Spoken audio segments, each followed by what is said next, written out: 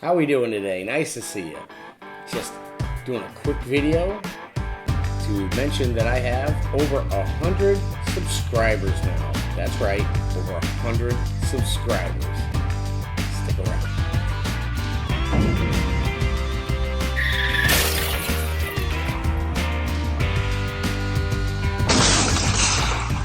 Alright, I just looked on my video manager on YouTube and noticed that I have over 100 subscribers. 119 to be exact. Pretty cool.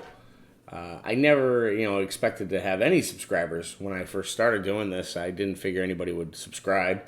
I was just really doing it to get better at making video. And once I started making videos, I noticed that some people like some of the stuff that I put on. Not everything. Some things have quite a few views. Some things have very few views. And I guess it's all what people search online to find information on. And it's just knowing what people, want to know about. And it's been a cool journey. I started doing this with a GoPro, and that video was not the best kit to use, GoPro, for making YouTube videos, because it's very wide angle, not very adjustable. You pretty much get what you get, and it's really great for outdoors and action sports and things like that. It's just not perfect for indoor videos, product reviews, and cooking videos, or whatever I was doing at that time.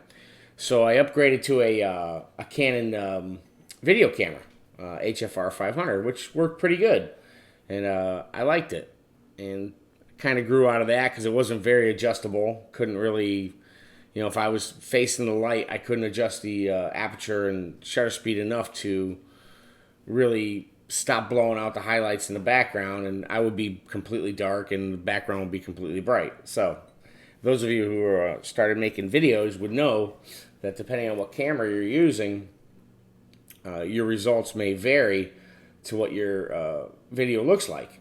If you turn a video camera on a bright area, it obviously adjusts for that bright area. It goes up with the ISO and adjusts the aperture to compensate for the bright areas. Anyway, so I decided to try a DSLR.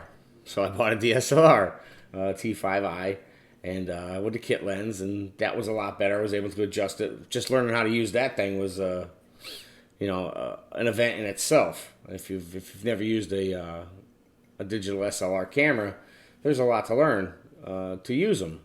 So once I started to learn how to use it, I actually found I like doing photography with it. So my channel started to go another way. So I went from cooking videos and videos about making videos to more photography-based product reviews and things like that. And I've gone through my fair share of equipment for this channel, whether it be tripods, cameras, audio equipment, microphones, lighting, green screen, just trying different stuff. And what I'm doing a video on right now is basically my T5i, my tripod, a 24 millimeter STM prime lens, and I have a H4n zoom set up next to me, and no extra lighting, just regular lighting.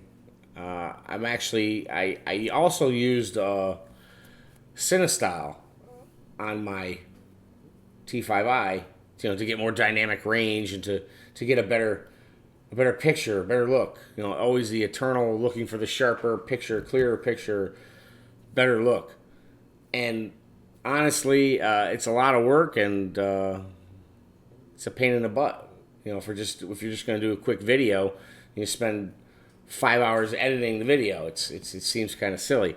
So I found a picture style that I liked, which is a Kodachrome picture style, and I just have that on there, bumped up the sharpening, and took down the contrast a little bit, and that's what I'm using for my video effect. And when I put it into Final Cut Pro, I do little tweaks, slight tweaks on the video, and pretty much send it out.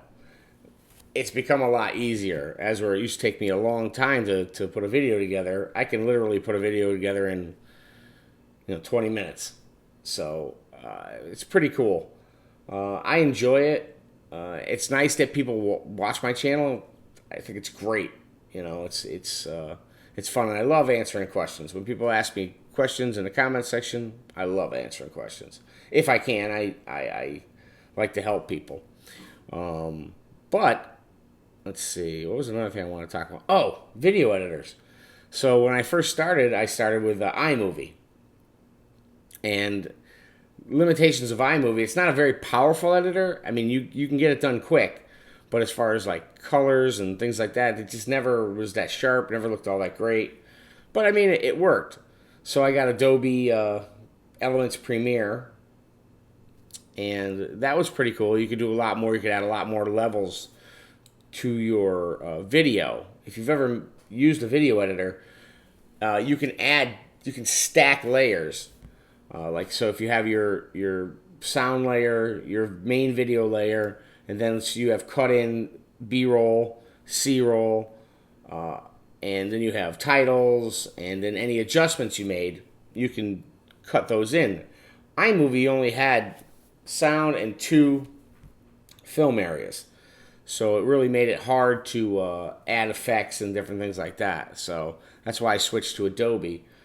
And that worked good for a while, and you can do some pretty cool effects. I've got a few videos out there with me doing garbage matting and copying myself and doppelganging and whatever. And that was fun. And finally, I just went to Final Cut Pro, which probably should have just done in the beginning. So in short, I guess what I'm saying, if you want to start a YouTube channel, realistically, you can get by with a fast prime lens, which on your DSLR, if you buy DSLR, you can buy a T5, a T3i, T5i, a Nikon. It doesn't really matter what DSLR you buy. You get a fast prime lens, so like this is a 24 millimeter, and fast it opens up to a very wide aperture, so it lets a lot of light in. So you don't necessarily have to have video lights and things like that. And an H4n or an H1n, and yeah, you're done. Final Cut Pro or a decent editor on your computer. If you have a Mac, I would just cut to the chase and just get Final Cut Pro and be done with it. And you'll be more than happy for making vlog videos or product videos or any of that stuff. And save yourself some money.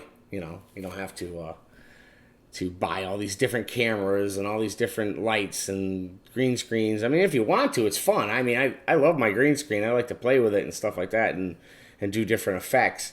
And I have a bunch of different effects programs I bought for Final Cut Pro. But if you're just doing talking head style videos or vlogging or anything like that, you don't really need any of that stuff. Again, I just wanted to jump on really, really quick. I haven't had a new product to review in a while. I should have one within the next week to review. But other than that, I wanted to jump on and say thank you to everybody who has subscribed. It's great. If you have any questions or comments or a Q&A for me or anything like that, I'd be more than happy to answer. If you have any suggestions for videos you'd like to see, I'm open to that too. And other than that, thank you. And I hope everybody has a great day. And we'll see you next time.